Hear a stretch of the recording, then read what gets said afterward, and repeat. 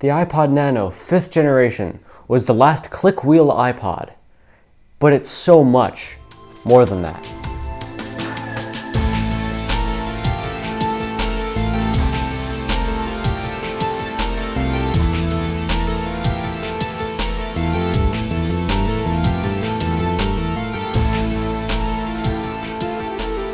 And not only that, but it seems like it had means to be even more than it already is. Let me explain what I mean by that.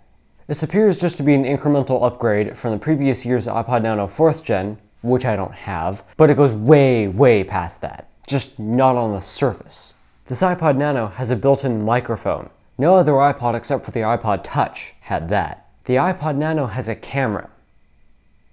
It's safe to assume no iPod Nano had this other than this year's, but the iPod Touch didn't even have one either until the next year. So the iPod Nano had a freaking camera before the Touch did. But we'll come back to the camera. But first, what did you actually buy your iPod for? Well, probably for playing music. It can play WAVs ripped straight from a CD, MP3s, and low complexity AAC audio. I think it can also do high complexity, but I'm not too sure about that. It does all this pretty well.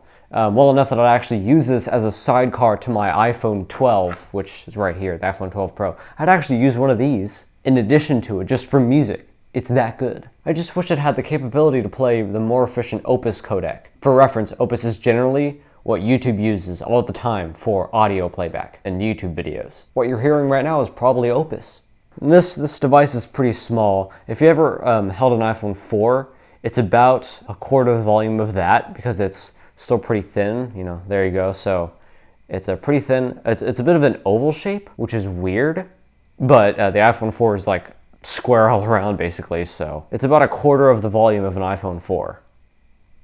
And here are those two minuscule devices compared to an iPhone 12 Pro. It's kind of extra. But yeah, the oval thing is a really weird thing for Apple to do. Not sure why they would have done that, but it's comfortable enough, and I don't know, I guess it fits with the 2000s. As the start of the meaningful stuff, let's compare to the 4th gen Nano that I don't have. This is actually the 1st gen Nano. So from the 4th gen to the 5th gen, they changed the coating on the outside, the metal on the outside, to be smooth rather than crusty. It's also much shinier because of that. They also made a whole bunch of different colors, so here's the green one, which looks really weird, but also really cool. It's a little bit of a deeper green than the camera is picking up right now, but yeah, it's really cool. And here's the purple that I've been showing off. It actually looks better in person. And here's the gray one, which is the only one that I have that the battery kind of still works in. And yeah, it's because we replaced it, and that's why it's kind of fuffed. Yeah, poor lock switch.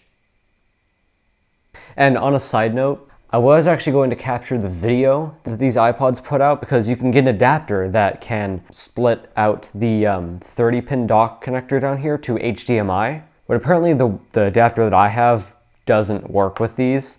And I was punished for my sins because, well, if you can see that, that's actually the bottom of this. It came off. I don't have any glue, so that just came right off. Get off of there. I'll have to put this somewhere safe. Put it on the SD card. So yeah, all the software shots are going to be from the Sony Alpha up here. Stupid adapter. So they did make the display of the iPod Nano 5th gen about 20% taller than the 4th gen, which enabled some weird new software things to happen, which I'll show off on the kind of fuffed one. They also very slightly shrink the click wheel from the 4th gen to the 5th gen. It's just ever so slightly smaller. Actually, no, that's pretty noticeable. This is actually a 1st gen, and the 1st gen click wheel is about the same size as the 4th gen was. So you can see the click wheel sizes. The 5th gen is definitely smaller, and not by as little amount as I thought. But that's one of the things you can only really see if you have them side by side. The display is 420 by 376 resolution, and at 2.2 inches, that's actually not bad. I'm probably gonna have to turn down the brightness. Let me do that real quick. Whoa, it's all the way down, really? Holy crap, okay. Well, it looks way more saturated and less bright to me, so keep that in mind. So speaking of the software changes, at the home screen here, we see that down in the bottom of the screen, you can see another section, which actually changes depending on what menu option you're hovering over, which is kind of cool. It tells you how many recordings you have, how much storage you have. It's the entire settings thing. There's a lot of stuff in settings, but I guess that's the one you would want to know the most. And in extras, you can see a cover flow of the different games that are on here. Yes, there's actually games. I forgot to script that, but there are games, so let's go actually play one. It's correct English. Let's go actually play one. And these games can be really cool. So here's Vortex, and yeah, these menus are very, very weird. Abandon game, save and exit, resume. I'm gonna go to the options menu. Like, isn't this cool? It just looks amazing. Menu, uh-oh. How do I go back? Uh-oh. The heck is going on? How do I go back? Oh, that's so weird. No, I wanna go back. Okay, I'll go to resume. Oh yeah, so you have to bounce the balls. Can barely see it. There we go. Oh no, I lost my balls. But there's one more left. Where's the ball going? Oh wait, I'm getting it. Come on, balls. Bounce, bounce, bounce, you ball. Yeah! I killed it. All right, well, I'm done with this. How do I exit? Oh, there we go. Oh, it changes depending on what orientation you're in. That's cool. So yeah, let's save and quit. And it just puts us back to this menu. So what else is in here? Fitness, notes. You can actually put like text documents on here and display them. Apparently you can also do RTF stuff, but I think it's just plain text. Radio requires, this is kind of silly, this requires headphones to be plugged in, which usually you would have to have headphones to plug in to use the microphone, but this has a built-in microphone, so you don't have to do that. You can put podcasts on here, you can put photos on here, TV shows and movies, we'll come back to that. There's a search, you can actually type on this iPod. And some of the games you can type as well. I always thought that was weird. Usually it shows a cover flow down here, but I can't get that to work. So if you turn it sideways, well, there's the cover flow. So, yeah. Pretty weird. So I'm not really sure how useful that is, having a bottom section to your display. I mean, I'm not sure how much that would have cost them, but can't imagine that would have been worth it. They just wanted to change something about the display. So this Nano either came with 8 or 16 gigabytes of storage, which is the same as the previous year's model, but that's still pretty decent, as even the 7th gen Nano, which was reissued in 2015 and was originally launched in 2012, only and always came with 16 gigs. Battery life seems to be as good as Apple claimed, given that you keep the screen off the entire time, because that's the biggest battery sucker in this device, except for when you turn the thing on, pick a song, and set it to shuffle, meaning about 15 seconds of actual screen time, then you might get up to their claims. My friend Garrett replaced the battery in this one, and that's why it's kind of pwned. Let's continue. We replaced the battery with an iFixit replacement one, and in my tests it really does last 8 hours, with some battery to spare. To me, this is insane, as I've never tested any device from any manufacturer that actually ended up lasting as long as that manufacturer said it would on battery. Certain examples like my i9 MacBook Pro come to mind, only lasting about 6 hours watching 720p YouTube the most efficient way using the most efficient browser available to me. Okay, I just checked on this and they actually said that this iPod Nano will last 24 hours of just music, which is complete bullcracker. Apple.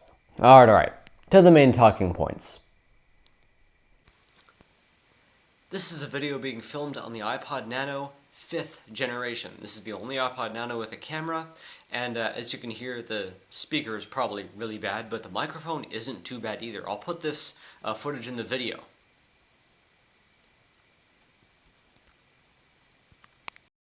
So this iPod Nano has a speaker, which is quite tinny, and what I mean by this can be heard in this group of tests. I will not be playing music by the Alan Parsons Project or any other copyrighted music.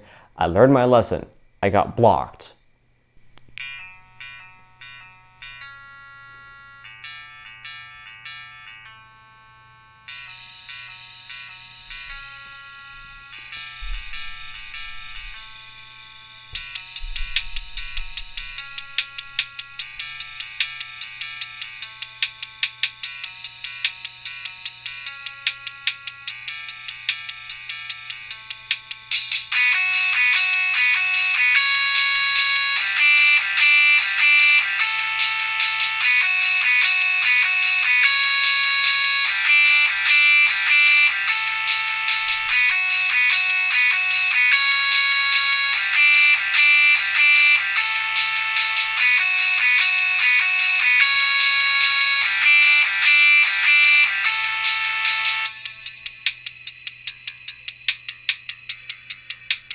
Here's a test of the bass frequencies.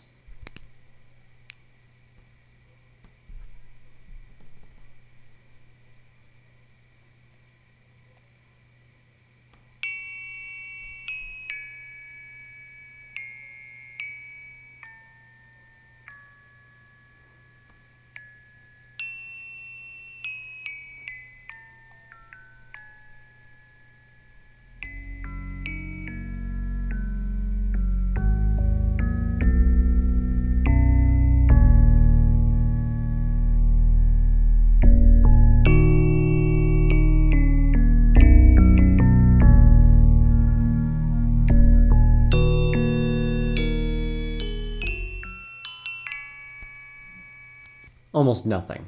And here's audio from a video I recorded on this device. This is a video being filmed on the iPod Nano 5th generation. This is the only iPod Nano with a camera, and as you can hear, the speaker is probably really bad, but the microphone isn't too bad either. I'll put this footage in the video. So it definitely doesn't get very loud, and it does distort and become a little shrill at, okay. It's unbearable. This iPod has a tiny pinhole microphone here, right near the camera. That's actually the microphone, and this is the camera. The one we fixed is kind of, dead around here, so I'll show you one that isn't. Here's what the camera should look like.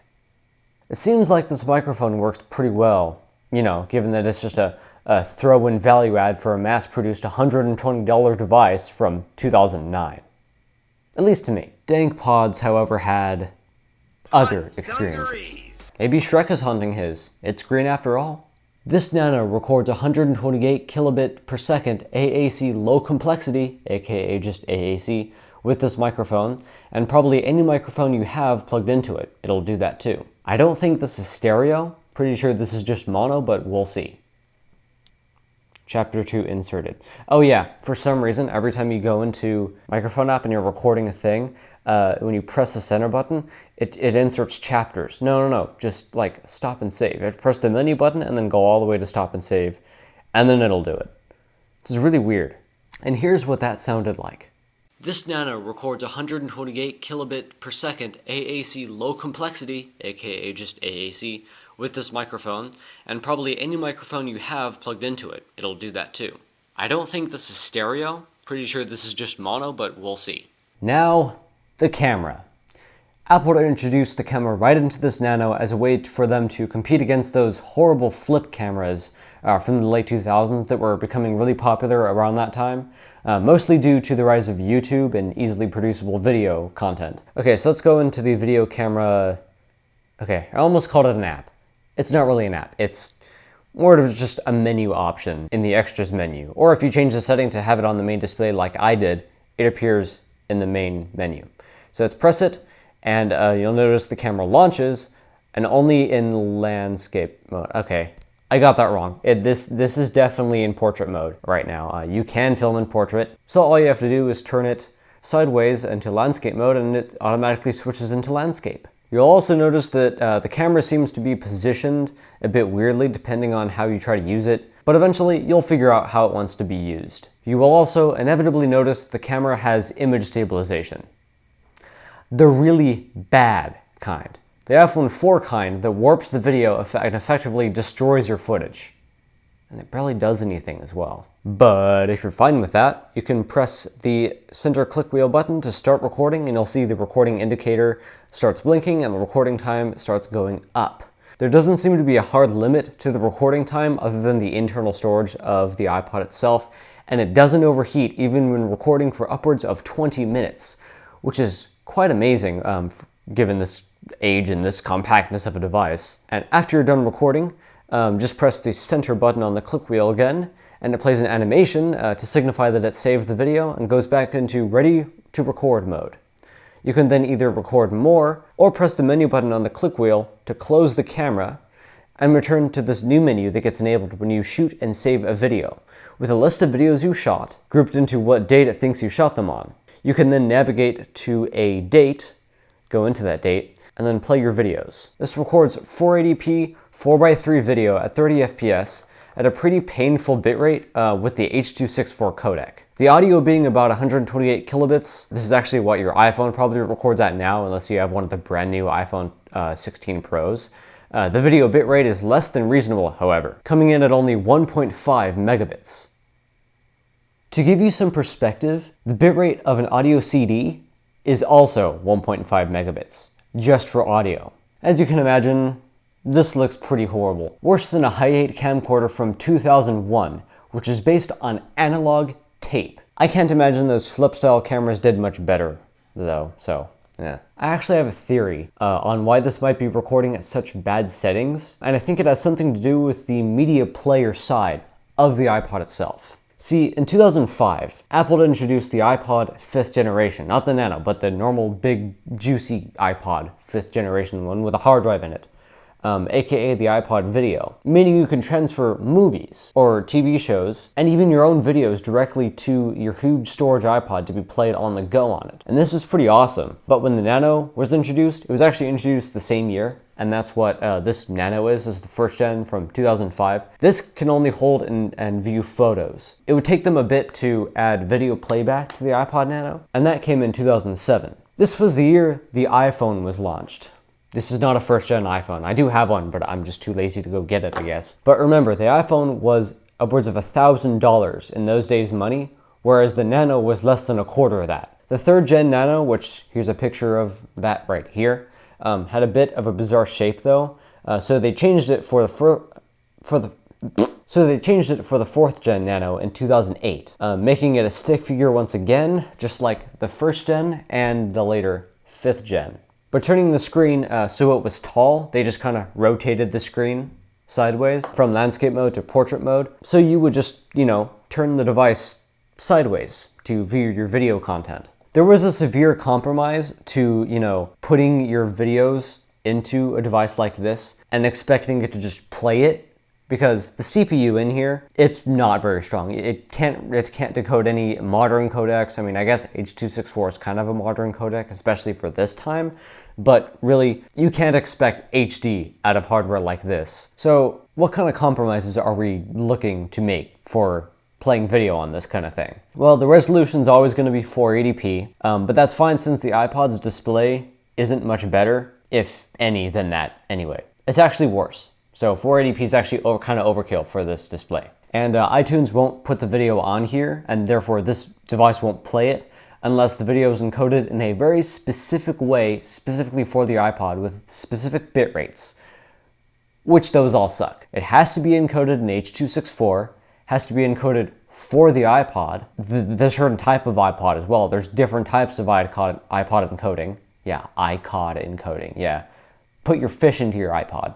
So my theory is, well, you have to be able to play your videos that you shot on the camera on this back on the device itself. Like if you shoot video, you want to watch it right away. But this is very limited hardware. How are you going to decode that video? I mean, we encoded it, but you got to decode it. And I'm assuming that the chip that's in here that's doing this does the encoding and the decoding, and that's why the video sucks. Because I think the ability to play your videos back that were shot on the camera is mostly dependent on the way that it utilizes the hardware in here to play back synced videos, so like TV shows and movies, and that they're one and the same as far as playback goes, which is kind of tragic.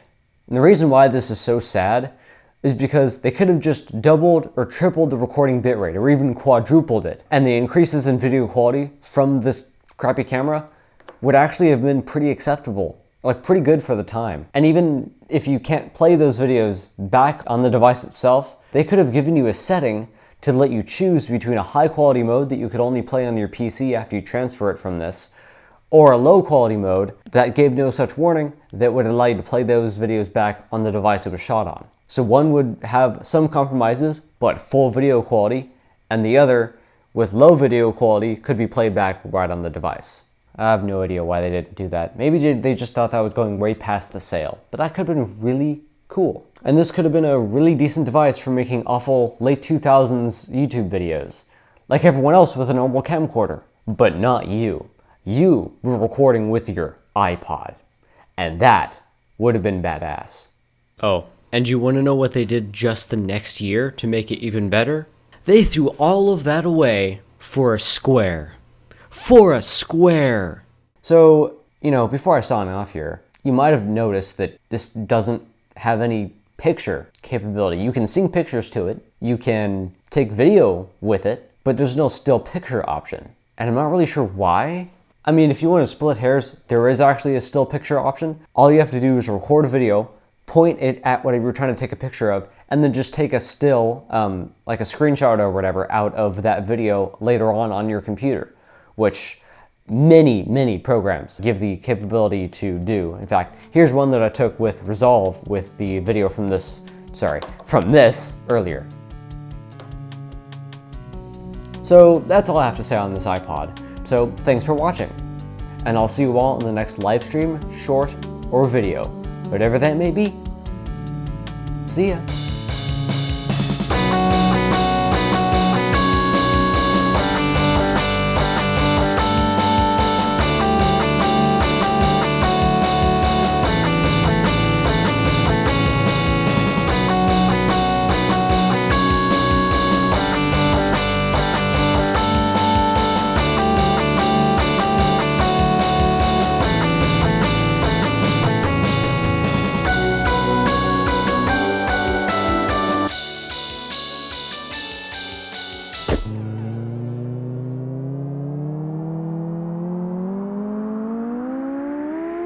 The iPod Nano 5th generation was the last click wheel iPod, but it could have been so much more than that, and it was. This iPod Nano, no other iPod Nano had that. No other iPod other than the iPod Touch had that. First, what did you buy the iPod for? Well, probably playing music, because that's... It also does... I just wish it had the capability to play the much more efficient Opus. This video is probably what you're hearing. So they changed the, which means you could put like different software thingies. The display is 3, and if you go into the video camera one, you can see, I think you sometimes will be able to see, how many videos you've recorded, but I think I might have taken all the ones I recorded off of here, so yeah. You can also there's if you hover over albums, they should show you a cover flow. Oh no, wait, if you go up to cover flow, it just shows, oh, never mind. Okay, I can't get it to show the cover. Battery life seems to be as good as Apple claimed, given that you have the screen off the entire time, that is. Except for when you turn the thing on, pick a song. Battery life seems to be as good as Apple claimed, if you keep so this iPod Nano has a speaker, which is quite tinny. What I mean by this is, so this iPod Nano has a speaker, which is quite tinny, and what I mean by this can be heard in this. So this iPod Nano has a speaker, which is quite tinny, and what I mean by this can be heard in if.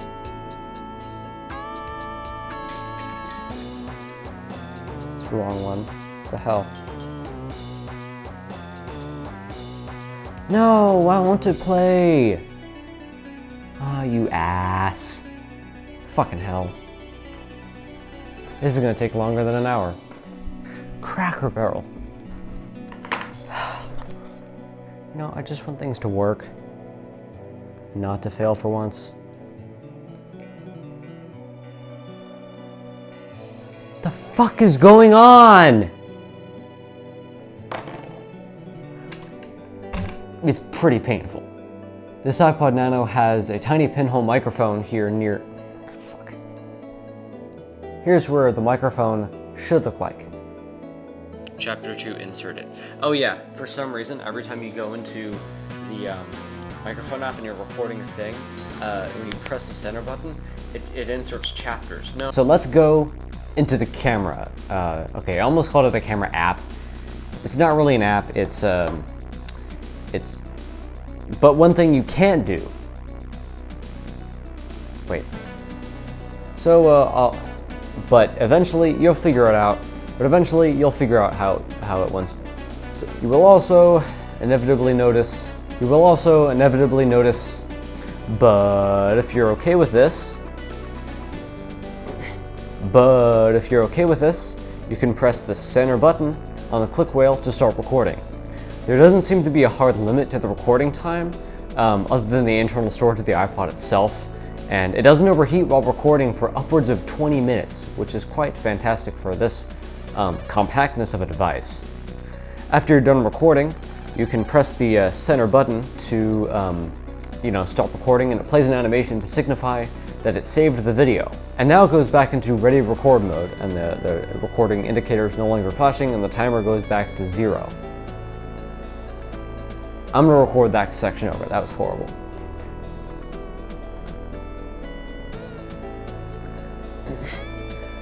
Press the menu button on the click and return to this new menu that gets enabled. This records 480p video coming at, but turning the screen. It's a really low power CPU. There's a really low power SoC in here. So my theory is that the ability to play your videos back that were shot on this camera is mostly dependent. And I'm assuming those are actually two, because the ability to play your videos back, the way that it utilizes this internal hardware to play synced, because my theory is the ability, I have no idea. So that's all I really have to say on this iPod. Thanks for watching. And I'll see you all in the next live stream, short, or video. Whatever that may be, thanks for watching. So that's kind of all I have to say on this iPod. So thanks for watching, and I'll see you all in the next live stream, short, or video. Whatever that may be, and I'll see you all. Oh man, got some good outtakes this time. Cut.